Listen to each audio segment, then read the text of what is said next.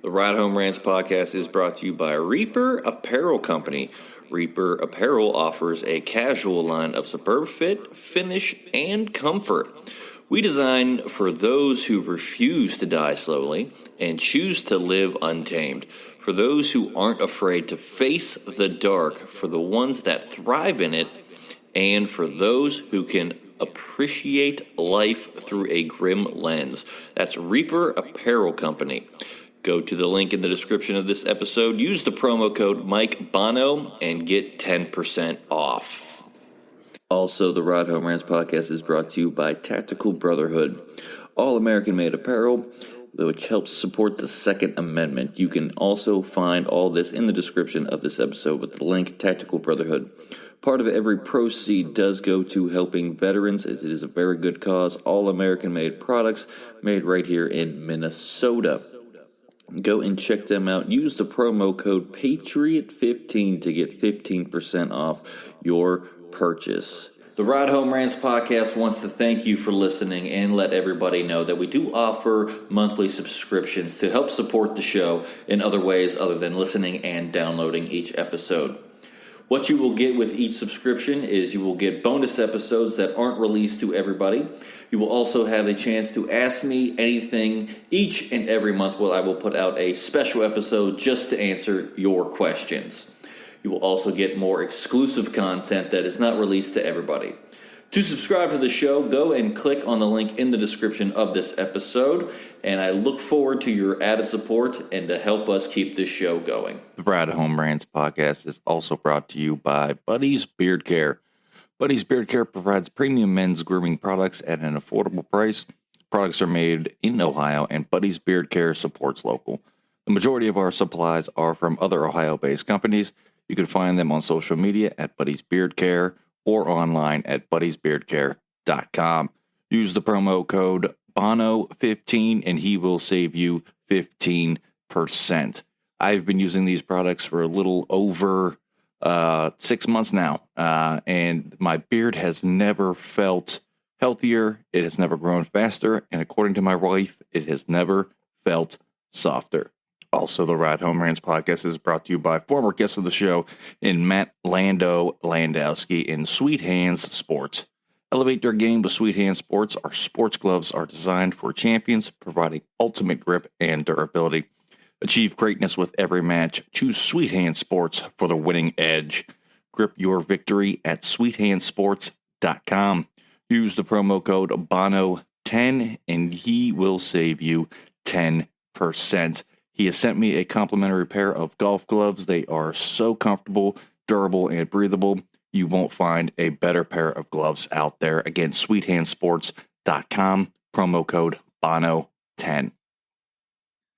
Lastly, the Ride Home Rants podcast is brought to you by Deemed Fit, a clothing company from first responders for first responders. These products are so comfortable. They look great. They have great messages on them. They are provided to support first responders, especially those who worked through COVID. All of the proceeds are going to helping veterans and first responders with their mental and physical health. This is a great cause. I support anything that has to do with our first responders and our veterans. Again, deemedfit.co, promo code Mike Bono will save you 20%. Now, let's start the show. Welcome, everybody, to another episode of the Ride Home Rants podcast. This is, as always, your host, Mike Bono.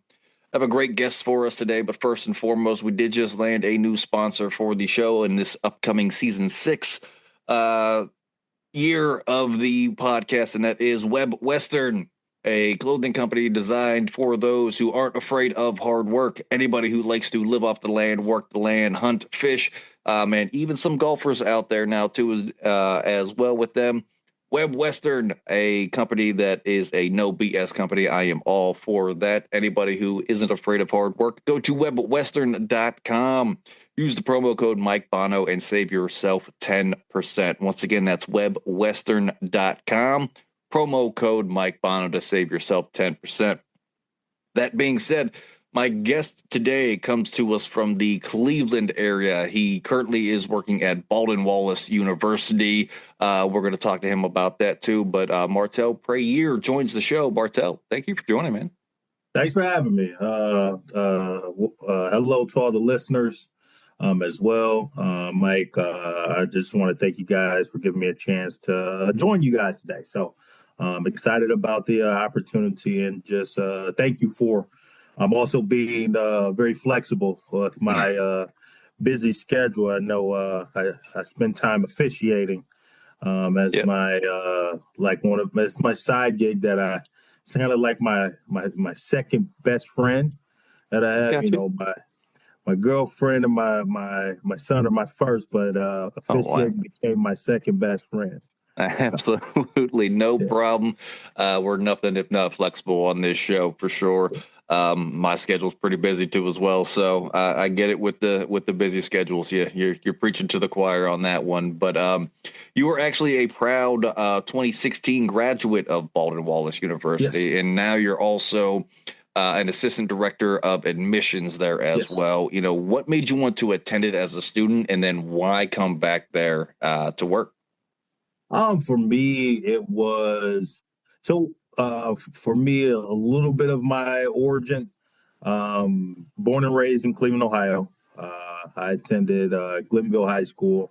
I was a student athlete when I was in high school, but for me, I knew I may have still wanted to play football. So there was a bit of a recruitment process with football at that time, but I also knew I was kind of 1 foot in, 1 foot out. I got you. And then I also had the privilege of being a part of the Trio Upward Bound program when I was in high school. So I spent a lot of time at BW during my high school career. So you could kind of see something boiling in the sense of BW being a opportunity and an option for me. I knew I wanted to do a small school, but I originally wanted to go as far away as possible. Originally, you know, like a lot of kids when they're younger, you know, hey, I want to leave. Then as I started getting closer to graduation, I was like, I don't know if I want to go too far. I actually started visiting some of the universities that, you know, I had dreams of going to and aspirations. And I was like, you know what? I kind of want something smaller and not too far away from home. So I started visiting. I, you know, had an overnight, you know, had a few visits where, you know, met with football, met with, you know, faculty and everything. And I was like, you know, this is a place. I always said BW was a little weird for me. So I was like, these people are like really nice. And I was like, I'm trying to figure out what the catch is. You know, being a kid from the inner city of Cleveland, I was like, okay, they want something from me. I don't know what it is, but I know they want something. But the great part about it was it was more personable. And I felt like it wasn't just, hey, come to BW. It was, hey, let's see if this is the right fit for you. And now I look up, you know, being an alum now, making that decision was, you know, one of the best decisions of my life. Yeah, absolutely. I get it with the small school. Graduate of Bethany College in Bethany, West Virginia, you know, very, very small school. But I had these aspirations of going to these big schools. I mean, if anybody can see me from the waist down, like watching on the Patreon, I am WVU'd out completely, like all the way down to my hey dudes today.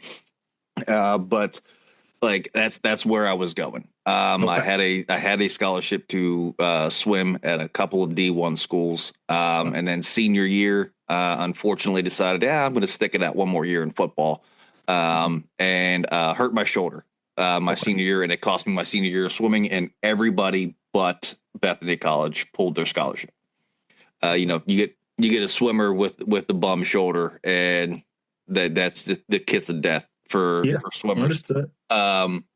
And I was upset that I'm going to a smaller school. You know, this wasn't the plan that I had in place.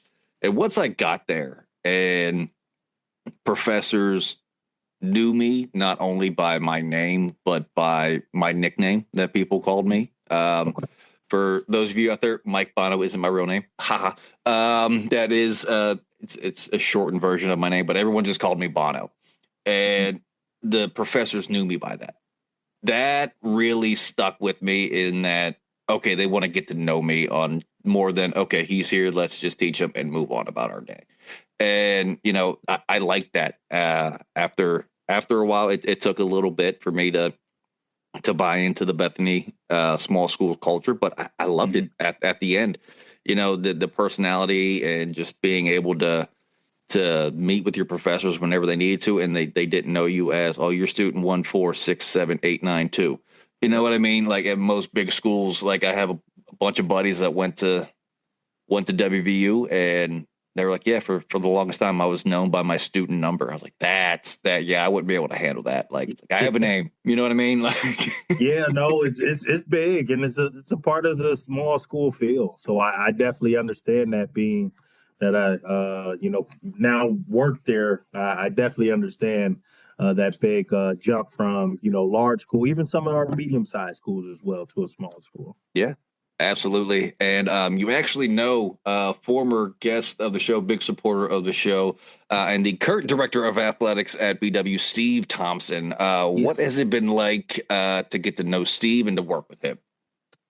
So Steve is a great guy. I thought, when we were going through the process of, hiring somebody, having, Northeast Ohio roots, being a College of Worcester graduate, an alumni. I thought that was something great, bring somebody that's familiar with the area.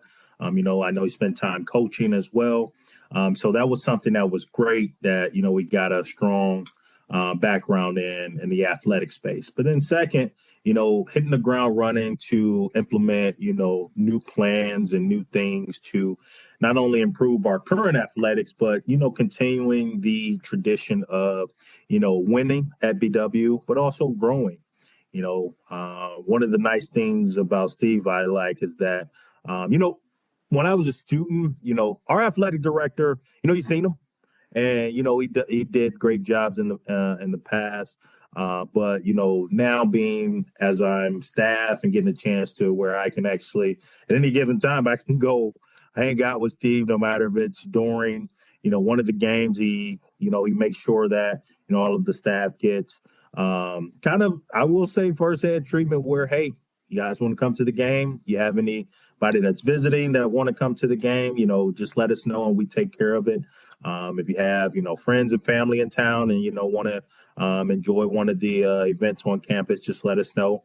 And that's one of the things that I've enjoyed, where it's not just we work together. So I also get a chance as, our athletic liaison in our office, where, not only do I, work directly with our coaches, I also work, I'm able to actually have that point of contact where, I can actually reach out to Steve directly.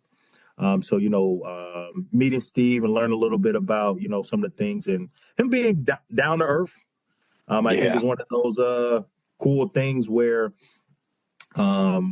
not saying that everyone that is, in a position of power or that oversees, departments around, different universities or different organizations. But what's cool about Steve is you have a conversation that's like, he happens to be the athletic director of BW.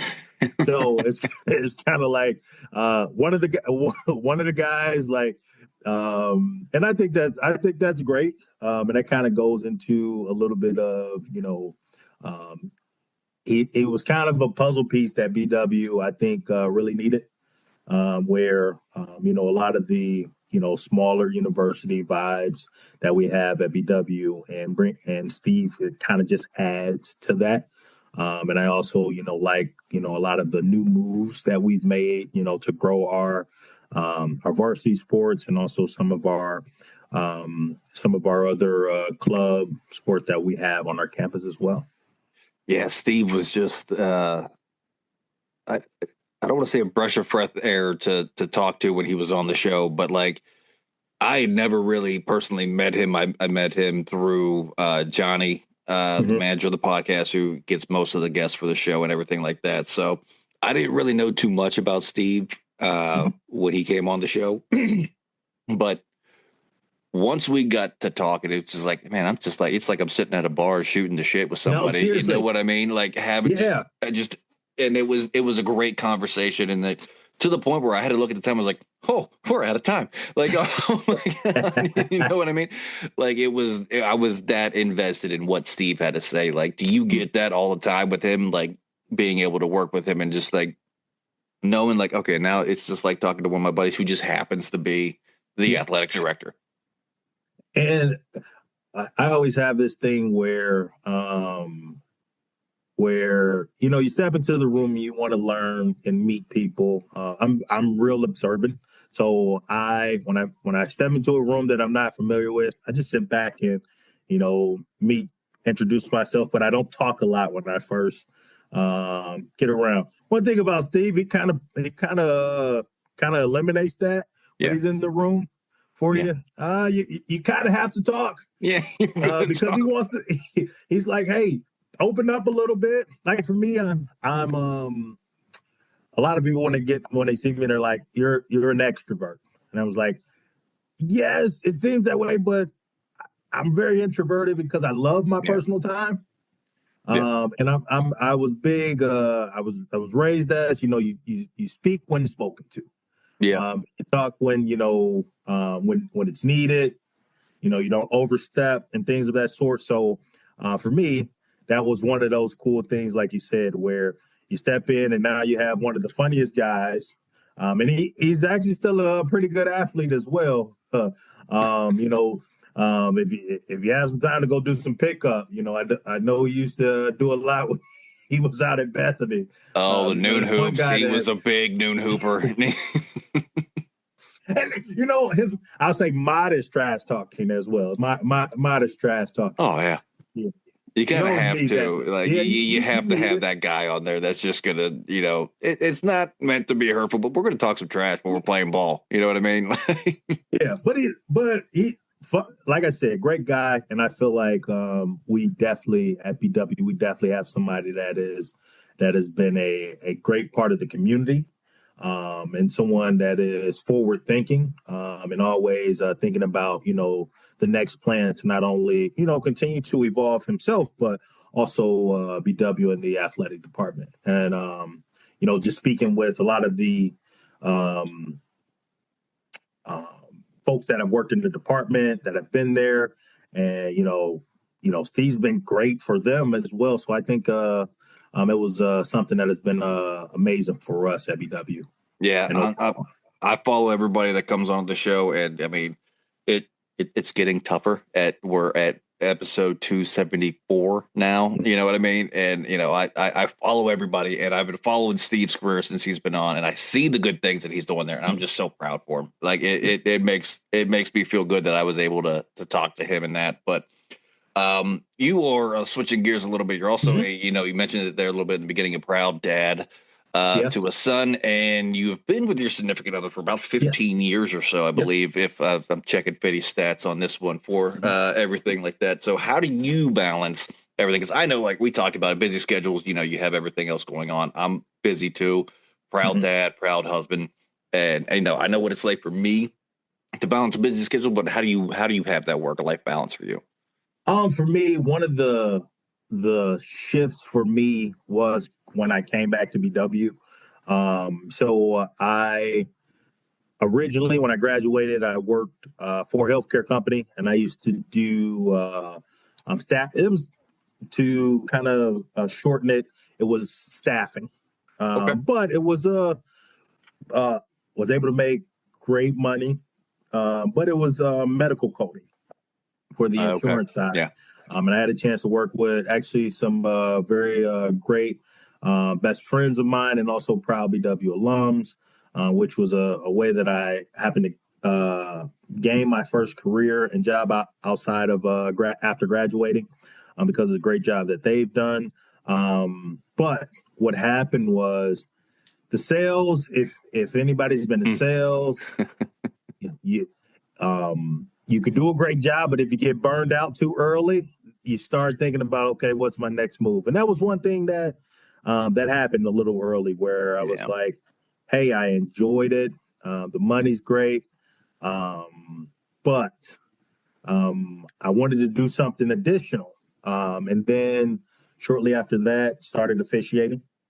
So what happened there was, I was a commission job, and I was like, if I could potentially, just make some extra cash, doing, officiating, then hence that can be my commission there, and I control when I work for officiating, and that's what kind of led me to, applying to come back to BW, and the flexibility in our schedule really helps me out with family life, and then also, free time and personal. Right. So, with a 5-year-old, he's in kindergarten now. So that has been it's been a process. He enjoys it. He doesn't enjoy waking up, which I don't think Yeah. anybody I does. don't know any kid that does. But what's funny is, it's like, I don't want to go to school today. So I'm like, all right, well, let's get up, let's eat. And I'm like, you ready to go to school? Yes. So after I feed him, after we get dressed, since our schedules kind of work hand in hand in the morning, so I do drop off, she does pick up, and now that she's finished up with school, so I would say my son is he's 5, and he was we had him in 2020, so in the heart of the shutdown and everything. And actually, mom was getting ready to graduate right before she had him, but I always say I'll take the blame for that. It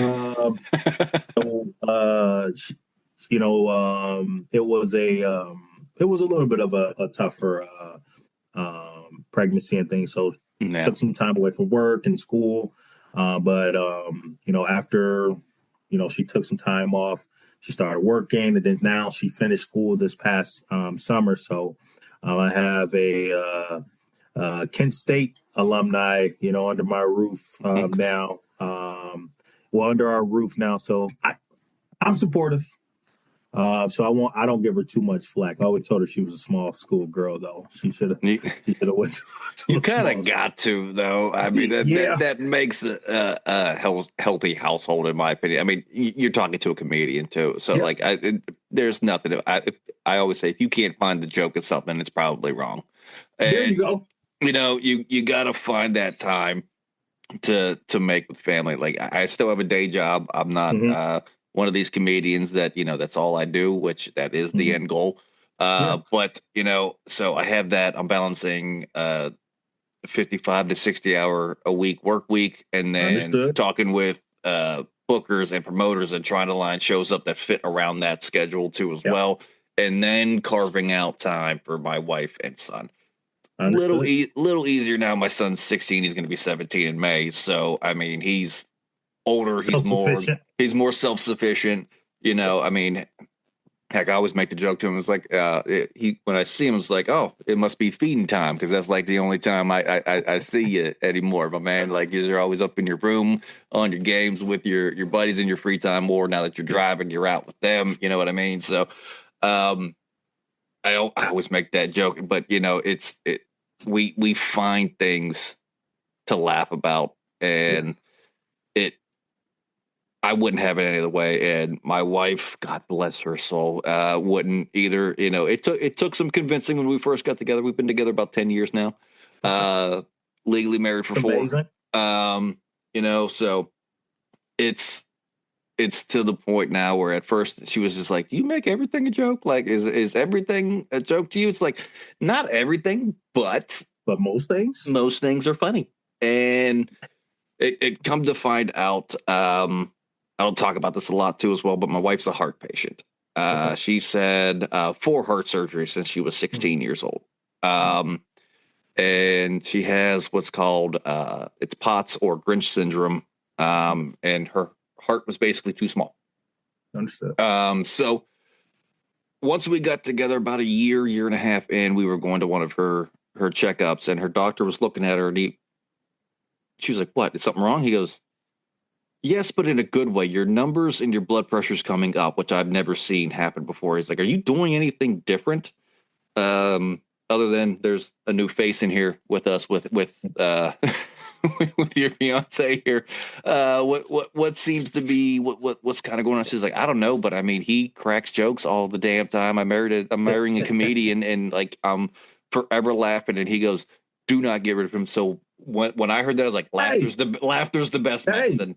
You know what I mean? So that's a win. And I was just like, "Hey, doctor's orders, you can't get rid of me." Like, you know what I mean? You're stuck with me now. You know what I mean? So even to that point, but like, you know, seeing that, and yeah, I will take it to my grave that laughter is the best medicine. No, I give my girlfriend a hard time because she's like, "I'm funny and I make you laugh," and I always tell her, "You're not funny." She's hilarious. And then she's like, when she hears this, then like she'll be like, "I knew I was funny," but I can't tell her to her face because then she's always going to have that one up on me. Like, you know, a goal of ours is always making each other laugh, and our son is a bit of a comedian himself, so we kind of have a. And then what's funny is now, since we've been off for, you know, our 2 week break, you know, this I sat back, and these have been some of the best times because I haven't. This is the first time in probably a while where I took off from officiating for an extended period of time, where normally it's like, all right, gotta, you know, right, because there's still games going on, and this is the middle of the basketball season. So there's definitely stuff I could be doing, but I decided this year, because she's ready to go back to work as well. You know, as she, you know, continues to, you know, search for, you know, employment and everything. I'm like, I can officiate less because that's something that I control. And, you know, to free up more time for, you know, for us. And like I said, it's been something that I've enjoyed. So to kind of finish up with that question of, you know, work-life balance and family, you know, you find your pockets when you can, because we all have our busy seasons. Like I do football and basketball. So these are things that you can kind of do all year round for the most part. Like I have the football season that starts, you know, early August, and that goes until late November if you're privileged enough to do playoffs. I was last year, and that was one of the best experiences I've had in football this previous year. I had a good season this year, but last year was great because I was able to go deep into the playoff as an official.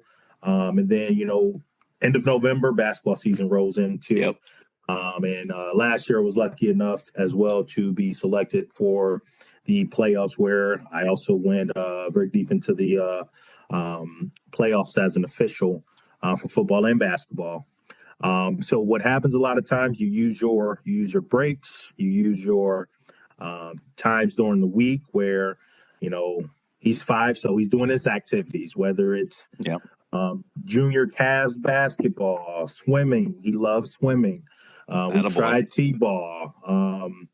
He wants to do boxing. He wants to do martial arts. So I'm like, okay, so these are all things that we are planning to try. We're going to try soccer, flag football this upcoming year as well. So there's a lot there, but you know, the important thing for us is also we still have to make time to date each other as well. Hey son, you're going to be going over to grandma's house. You're going to be going over to your cousin's house because me and mom haven't been on a date in a while. And, you know, this is my time. Yes, we love you. And it's fun when you go on dates with us too. But, you know, this is a time where, you know, we have to, you know, still create time for ourselves. I'll tell you, the best thing that has happened to me was creating a shared schedule on our calendar. I never thought I was going to be that guy. My wife and I have a calendar on our iPhones that we could put something in there. Boom, we know who's got what's going on when. Yep. Because there'd be times I'd forget that I'm talking to bookers and I'm booking a show, and my wife in 10 years has missed 3 shows. 3 shows total, and one she had COVID. It was right in the middle, right after the pandemic was winding down. Obviously, couldn't go anywhere with that. The other one she had food poisoning, so couldn't do that. And the third one, it was to no fault of her own. It was a show that I had with a company in Columbus, and they were booking prison shows, and nobody but the comedians and then the production crew could come because we were performing for the inmates. It was just a safety thing. So in 10 years, she has missed 3 shows. So like I've been talking to these bookers, and I'm like, yeah, sure, I'm available. Cool. Let's lock it in. I'll be on the show. And then like a couple days before the show, she sees me really with my joke notebook out, and I'm really crushing down and condensing my set and everything like that. She's like, "What are you doing?" I was like, "I got a show in like 3 days." She's like, "When were you going to tell me you had a show?" And I was like, "Oh shit, yeah. Oh, by the way, I'm performing in this play." So we created the shared calendar. Now I can just put it right in there, and she knows as soon as I get it booked, and it's been a huge help. Yes, again, I definitely understand. It's like you didn't tell me you had a game today. I was like, you know what? Something changed. Yeah. You know, now stuff has happened. Now with the because sometimes we get the day of, like there was an opportunity to do a game today. They were like, "Hey, we have an emergency. Can someone go to this high school at 12:30?" And I was like, "Well, one, I have an interview today, but then also, I told her I wasn't working today, so I kind of have to stay true to my word." I gotta go. I gotta own that one. Yeah. So I'm like, you know what? Yeah, I'm not available. So, but like you said, it has freed things up and has made our because we'll even do our family planning, we do his planning, and Heck, doctor's appointments, even like doctor's appointments is a big one. She would forget to tell me, "Oh, well, I have a doctor's appointment. I need you to take me to it. I can't drive home afterwards." I'm like, okay. I mean, I will, but like, a little heads up is nice, So yeah, it's I never thought I'd be the shared calendar guy, and I'm an advocate for it now. If you're in a relationship, get that shared calendar. Look, I swear by it now. Look, I swear by it. Yeah. I still mess up sometimes, but at least I'm like, hey, 80% of the time I'm on top of this. Yep. 90% of the time I'm on top of this. Yeah. I told my wife at the beginning, I was like, look, I'm a C student at best. You don't get into stand-up comedy because you're book smart. You know what I mean? Like, so you just keep that in mind. I will be around that 80%. You know what I mean? And if you're okay with that, this is going to work out beautifully. If you're cool with me messing up about 20% of the time, we're going to get along wonderfully. But you mentioned it there. You've done football. You've done basketball coaching. Which sport do you like the best to officiate? It's tough because there's nothing like a Friday night. Right. But the caveat and the catch to that is there's nothing like a Friday night between August and mid-October, because once mid-October gets here and it starts getting cold, I am like, you know what? I think I'm ready for basketball season. Gotcha. So I will tell you, I've had an opportunity to officiate some of the best athletes in both sports. I even have done in the spring and in the summer, I do a semi-pro league as well for football. If you happen to see some of the videos, what do they call it? 35U. I'm one of the 35U officials. Nice. So it depends, because I will tell you, when you're in a packed gym and you got 2 rivals and both schools really hate each other. Oh yeah. And the game comes down to the wire. It's like nothing else.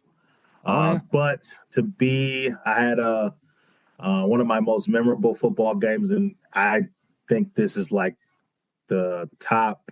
Like if I never officiated again, this I will remember this for the rest of my life.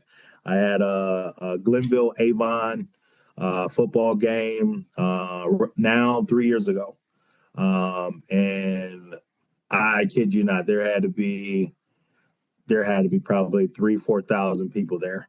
Yeah. Like there were probably the sidelines looked like we were at one of the D1 universities, and there were probably, let's see, each football team probably had 100+ kids on their team, and then their sidelines probably had an extra 100 people on the sidelines. Then all the stands were full, and I was just like, I couldn't imagine doing this at like the Shoe or going, to another stadium within, at any level. And I'm like I'm at a small level, and this is kind of like my heart is pumping and I'm excited. So that was probably one of my best experiences. So I would say football probably gets the edge. But the caveat is weather. Depending on the weather, we'll definitely. I definitely get that. In college, having a journalism and broadcast degree, I worked for the radio station at college, and I got to announce every home football, basketball, baseball. Like I did all the sports there, and there's nothing like a football game. I mean, even on a Saturday afternoon.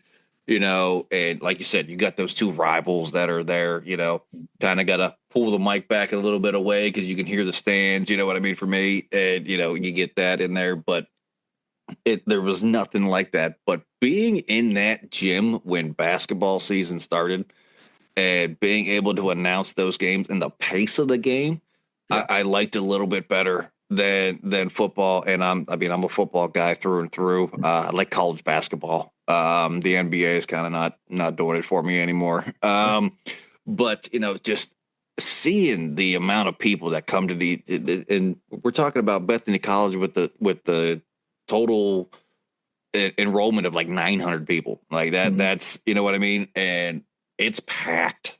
Yeah, and people seriously are cheering, and I'm up in the booth trying to keep my heart rate down so that I can talk and make words and enunciate and be able to articulate on the radio what people are here to sing. And it's just, there's nothing like it.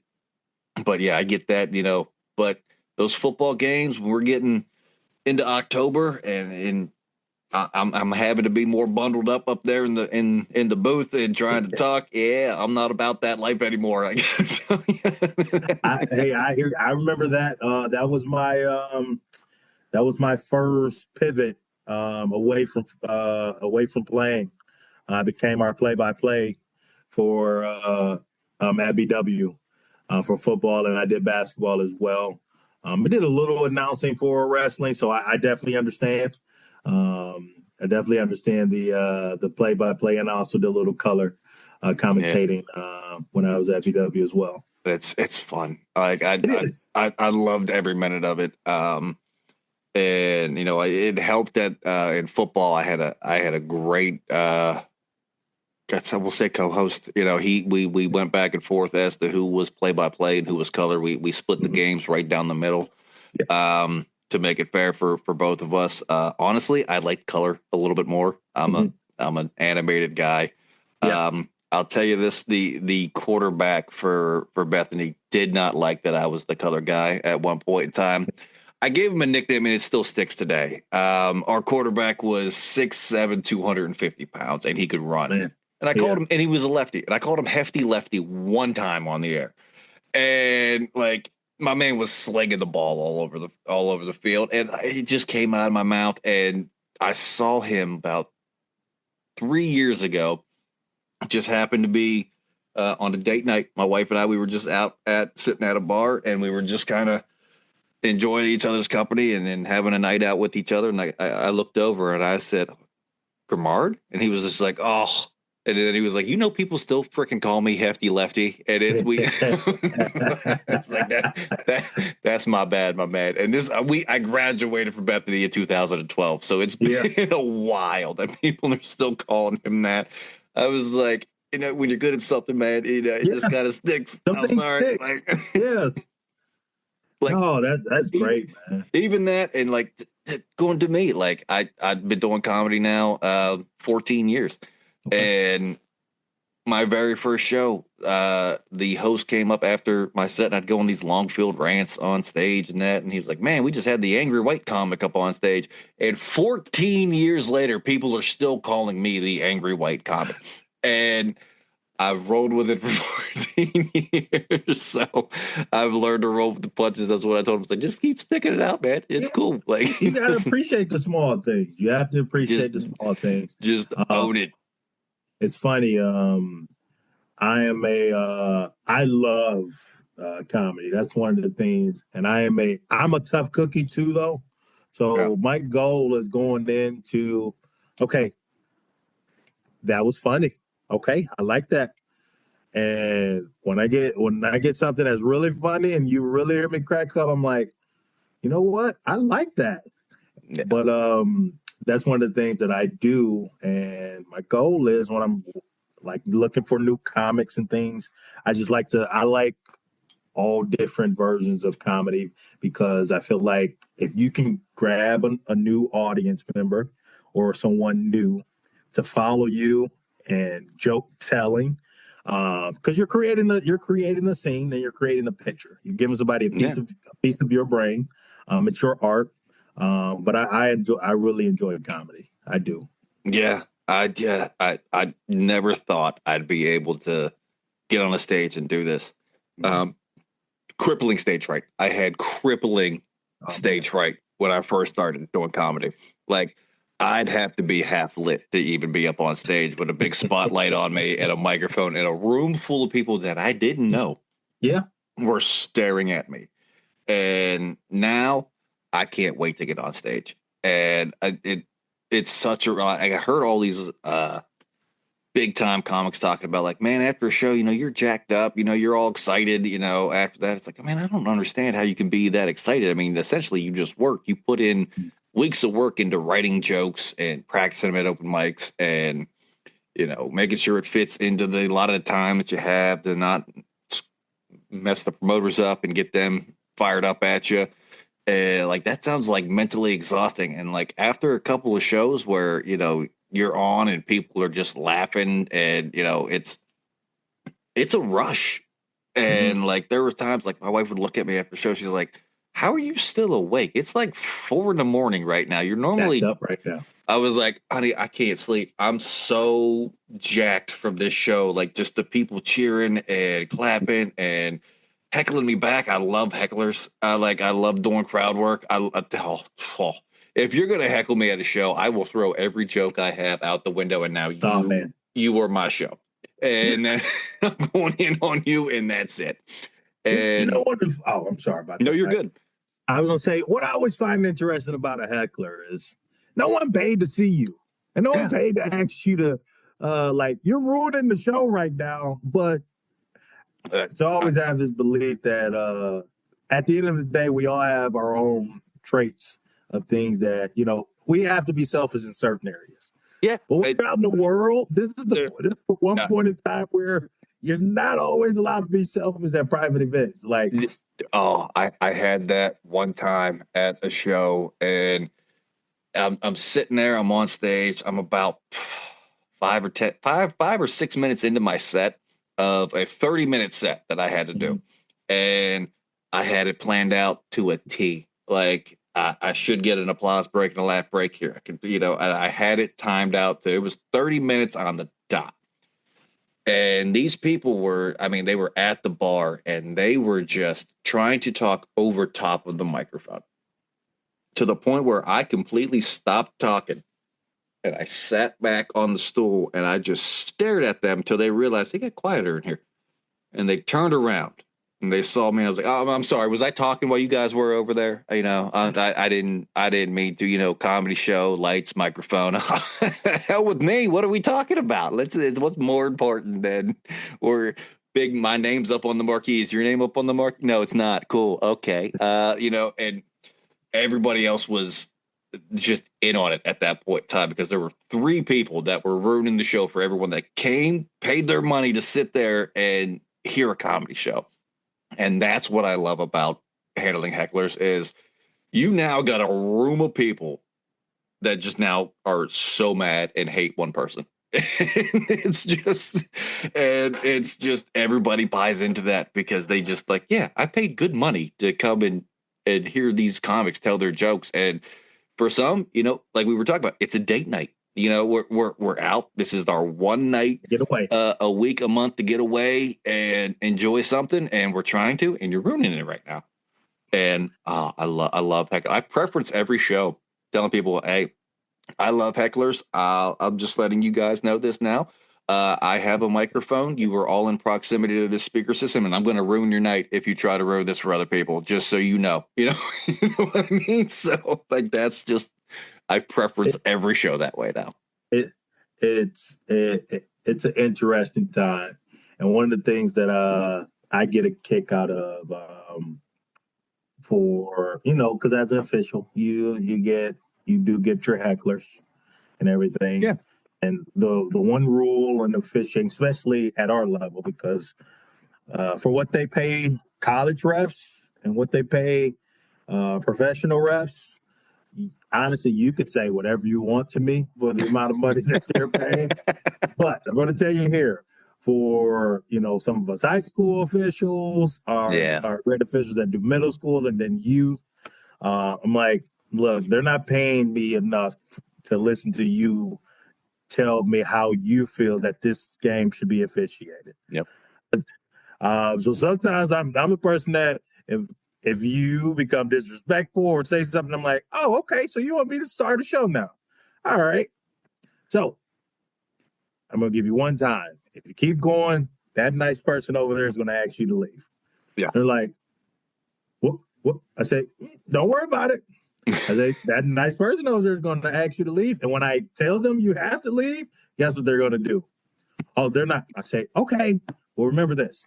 If you don't leave and they leave, there's a police department that's not too far away that's going to make you leave. And then after that, everybody gets quiet.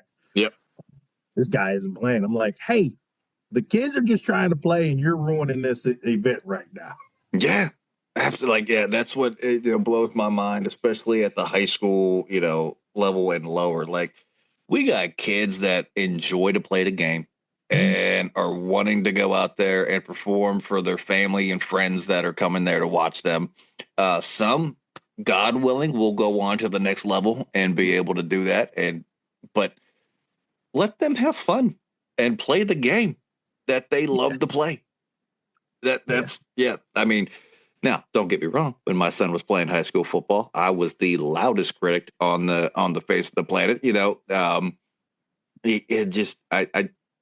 I get too invested in what he was doing, and it's tough. My wife would I'm pretty sure I'm calloused on the right side of my body from my wife just constantly just let him play, just shut up. Like, I was like, nah, he missed that block. Like, I'm going to let him know he missed that block, and So it's just I'm that parent. I get invested and I just want to see him succeed, and that's what it amounts to.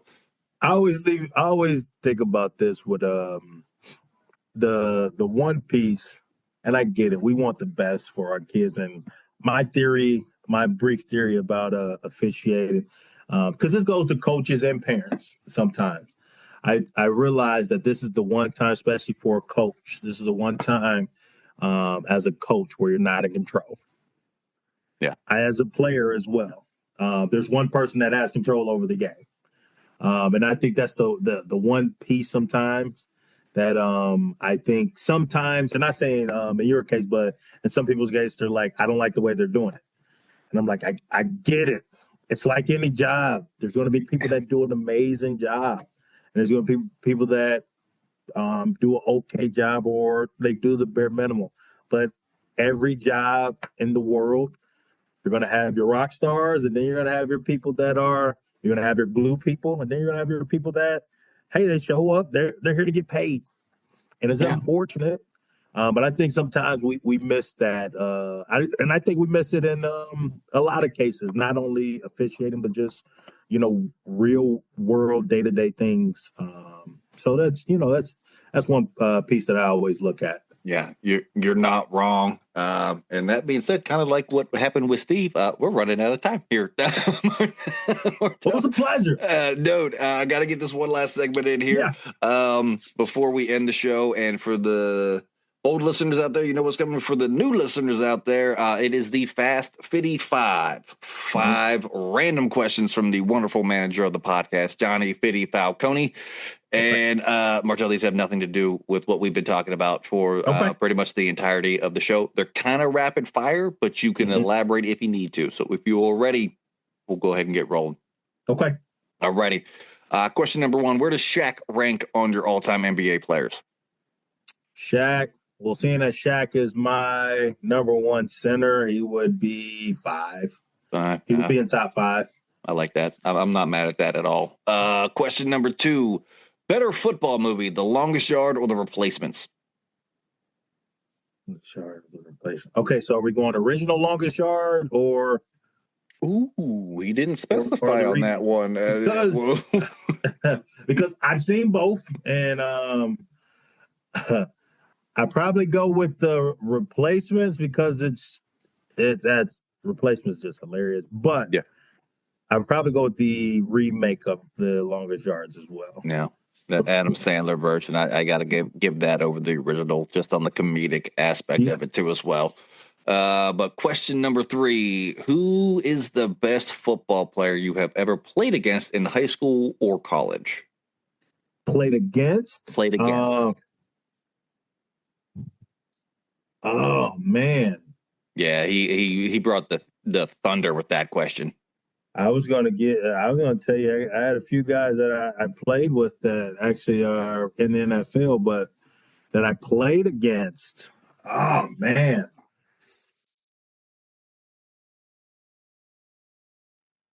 Well, the guy that comes to mind, he was one of the strongest kids.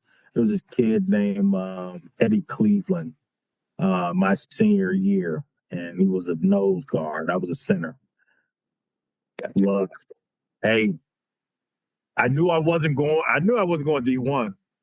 But I would just say this was one of the I got somebody.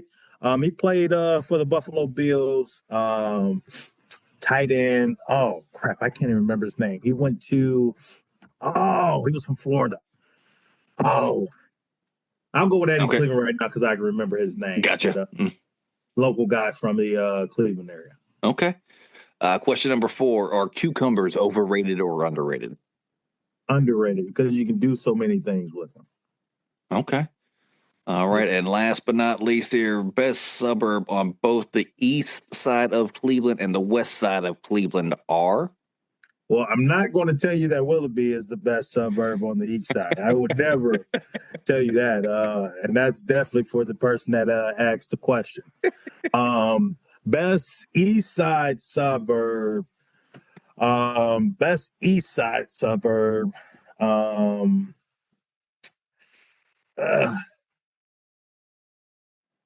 man, actually, that's a really good question. I would probably say,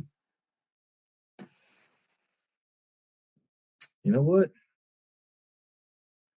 So I got 2 that I'm thinking of because I'm thinking of either Menor, if we're going to go 90 East or Route 2 East, or you have I'll probably say Menor. Menor's good. I've done a lot of shows in Menor. I'll say Menor's up there for because me. Menor has, if not almost everything, probably everything you could almost want there. And then if we go west, it's funny.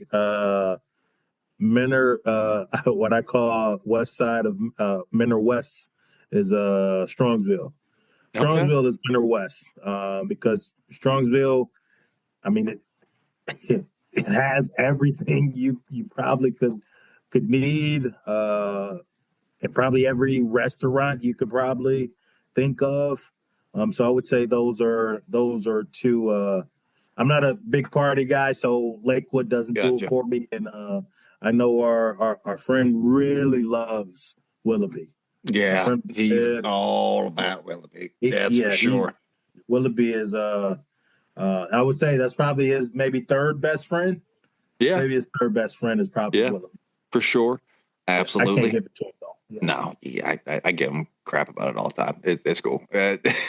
So that was the Fast 55. He kind of took it a little easy on you, Martell. I got to tell you, couple of questions in the 3 and 5 were wow.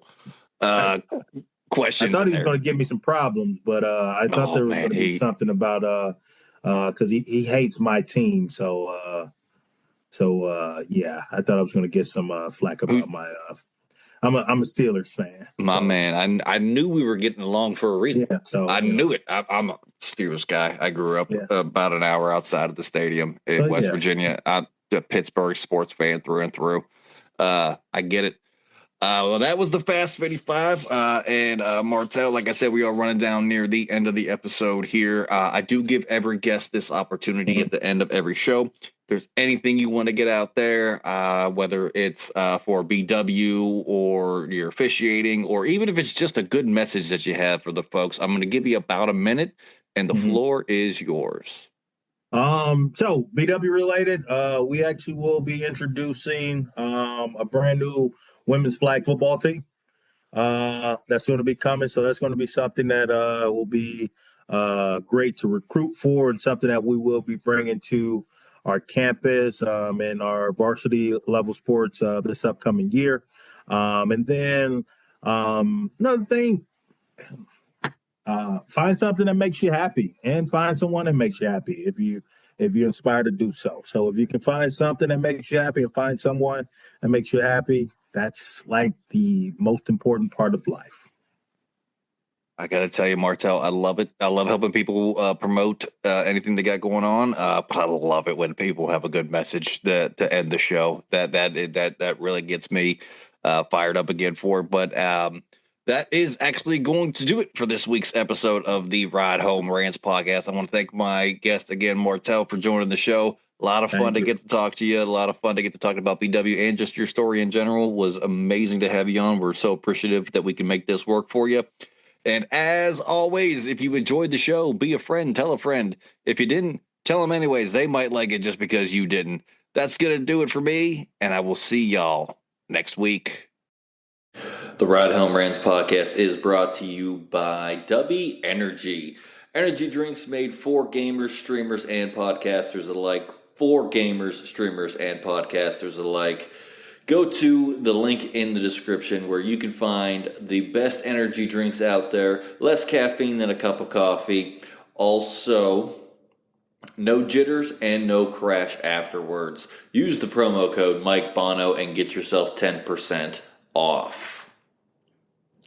Also, the Ride Home Rants podcast is brought to you by my favorite sponsor of the show, and that is Shankit Golf. Golf apparel made for the everyday golfer. We might not go out and shoot a 6 under par. We're probably going to shoot a 6 over par, but this is going to give us the gear that's going to help us rocket on and off of the course. Go to the link in the bio, use the promo code Mike Bono, and get yourself 10% off there as well.